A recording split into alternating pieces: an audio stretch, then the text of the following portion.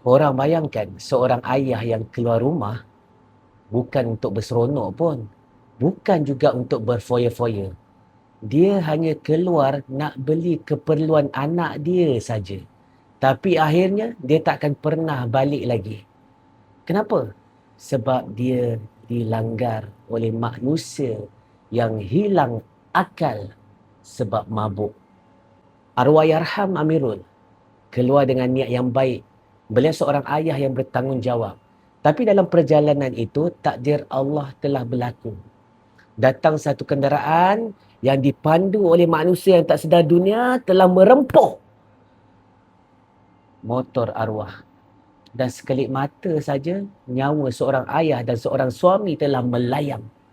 Anak beliau menunggu buku. Tapi yang sampai adalah berita yang ayah dia sudah tiada. Korang semua kena faham, ini bukan kes pertama tau. Ini bukan kes yang asing. Ini kes berulang-ulang-ulang. Dan puncanya sama saja, arak.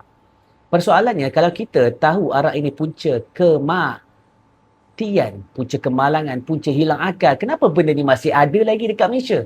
Kenapa masih dijual? Kenapa masih dibenarkan? Korang nak tahu tak jawapannya? Sebab jawapannya pahit, tuan-tuan. Sebab apa? Sebab duit. Arak ada cukai, perjudian ada cukai, hiburan ada cukai. Semua ini sumber pendapatan negara yang tidak bawa hukum-hukum Allah Azza wa Jalla. Sebab itu, kita lihat kilang arak wujud, pusat hiburan berkembang, tempat maksiat hidup subur. Kenapa? Sebab sistem hari ini tak pandang halal dan haram. Yang penting ada hasil. Korang kena tahu dalam Islam, arak bukan sekadar minuman haram. Dia adalah perosak akal, pembuka pintu maksiat, punca jenayah, punca kematian. Nabi SAW dah sebut dah, bila hilang akal, manusia boleh buat apa saja. Hari ini kita nampak sendiri, orang tak bersalah boleh hilang nyawa. Sebab orang lain yang minum benda haram, orang lain yang terpalit. Jadi tuan-tuan, selagi sistem ini kekal mengekalkan benda haram, selagi keuntungan lebih penting dari nyawa rakyat, selagi halal haram dipandang ringan, selagi mufti-mufti jadi syaitan bisu tak menegur pemimpin-pemimpin yang tidak takut pada Allah Azza wa Jalla ini, tragedi macam ni akan berulang lagi. Hari ini mungkin Amirul, esok mungkin kita, mungkin anak kita, mungkin keluarga kita. Aku lebih suka kalau menteri-menteri atau anak-anak menteri yang kena macam kes ni. Sebab mereka lah kilang arak boleh wujud dekat tanah Melayu ini.